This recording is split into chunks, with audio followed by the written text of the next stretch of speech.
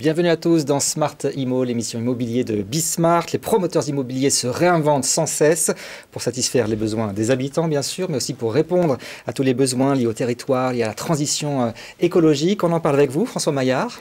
Bonjour et bonjour à tous. Vous êtes président de SPI Batignolles Immobilier. Alors, votre société a été créée il y a 30 ans et vous évoluez sans cesse, finalement, dans la façon de concevoir l'habitat. Oui, parce que notre métier, c'est de fournir des lieux de vie pour habiter à toutes les étapes du parcours de vie, de résidentiel, qu'on soit locataire, qu'on soit jeune, qu'on soit étudiant, qu'on soit senior en recherche d'indépendance, d'autonomie, qu'on ait des besoins de mobilité, comme on vient de le réaliser, là, je pose la première pierre demain à Cholet, avec une résidence haute accessibilité qui permet à tous ceux qui ont des handicaps ou qui vieillissent et qui ont plus de mal à se déplacer, d'accéder facilement à toutes les parties, y compris, vous savez, ce petit truc tout simple qui est d'aller sur son balcon de façon fluide, oui, y compris quand on a soit un déambulateur, soit un fauteuil. Oui. Et donc, c'est répondre à tous les besoins et c'est passionnant parce que ça bouge beaucoup. Oui. Le Covid et les crises sanitaires nous a fait encore passer plus de temps chez nous et à accélérer les tendances qui étaient déjà latentes. Donc, c'est un monde qui bouge énormément et c'est passionnant de rendre service à tous ceux qui veulent habiter confortablement. On sent cette passion, effectivement. Vous parlez, j'aime bien cette expression de qualité d'usage. Parce que c'est vrai qu'au final, c'est bien de concevoir des belles choses, mais si pour l'usage, c'est pas très agréable, ça ne sert à rien. C'est leur fonction première, c'est d'être bien chez soi. Ça commence par des choses toutes simples, comme la qualité de l'éclairage, sentir un appartement lumineux, d'avoir ce rayon de lumière, cet espace, cette sensation d'espace, mais aussi cette pièce pour flexible, pour pouvoir, quand on a besoin de travailler à la maison ou d'évoluer de façon confortable autour de ces pièces. Donc, vraiment trouver cette qualité d'usage. Ça peut être aussi l'accès à l'extérieur, qu'il soit partagé à travers un jardin au cœur d'une résidence ou des espaces extérieurs comme les balcons, donc, que nous efforçons de généraliser. Justement, est-ce que ce n'est pas même automatique de mettre balcon ou espace vert lorsqu'on conçoit un bâtiment pour vivre?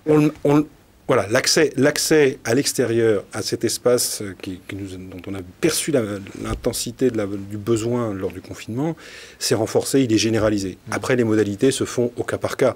Un balcon face à une route bruyante, c'est moins sympa qu'un cœur d'îlot avec de la végétation, du calme et voilà, des espaces de fraîcheur. Alors vous faites un petit peu de tout, donc résidence étudiante, senior, du co-living aussi. Oui, le co-living, c'est quelque chose qui émerge très fortement, qui se développe beaucoup et qui répond à ces besoins de jeunes actifs, à des personnes qui peuvent être on le voit beaucoup chez les industriels, en poste pour 18 mois sur un projet de développement d'une usine, des personnes qui sont aussi en transition personnelle, notamment à la suite de rupture ou d'évolution du cadre familial, et qui désirent non pas être dans un petit appartement tout seul, mais vivre ensemble.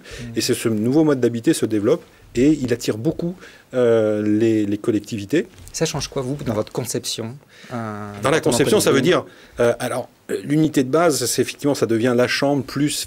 Vous raisonnez par cercle d'intimité. Ouais. La première intimité, c'est votre chambre, votre espace privé, sanitaire, votre salle de bain. Et du coup, mais vous avez 7 pièces communes, et donc ça fait des grands appartements. On va jusqu'à des T9, des T15, qui permettent de vivre. Ça existe? Oui, ça dépend des configurations.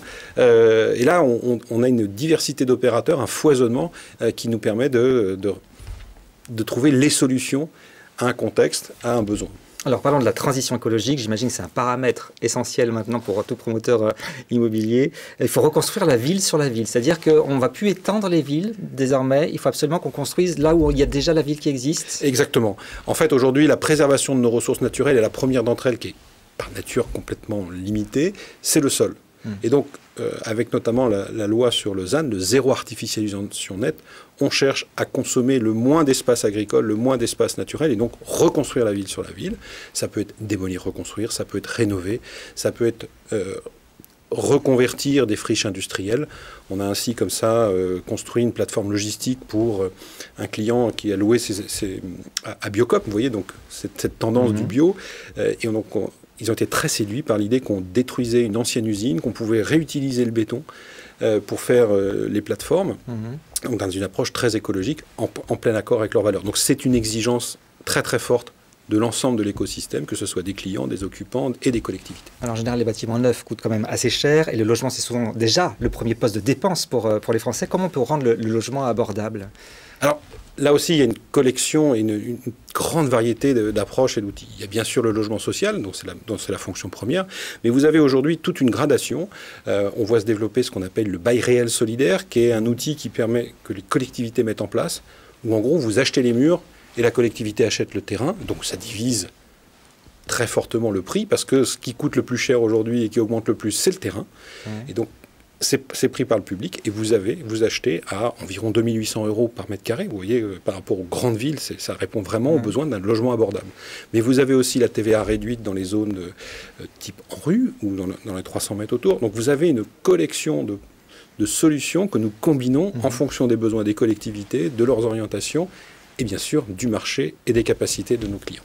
On a vu les nouveaux bâtiments que vous êtes en train de construire en ce moment même. Si je vous demande, je sais pas, un bâtiment dans 10 ou 20 ans, vers quoi on va? Ça sera quoi les grandes tendances plus tard? Sur quoi vous réfléchissez? Aujourd'hui, en fait, c'est l'élément, vous l'avez souligné, c'est la transition écologique et c'est le bas carbone. C'est vraiment ça.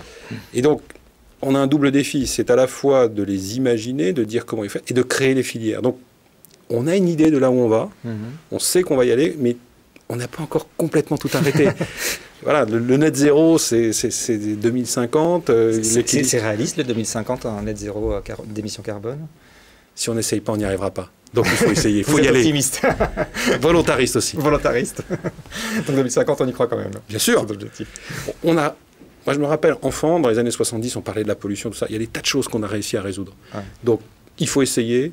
Et c'est en mobilisant les énergies, on l'a vu dans ces derniers mois, on a été capable de faire, en moins de 2 ans, on a sorti des vaccins, des traitements.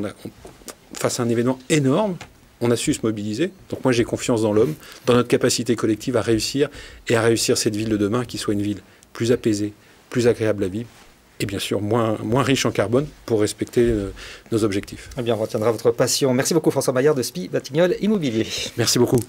Et tout de suite, une nouvelle thématique dans Smart Immo.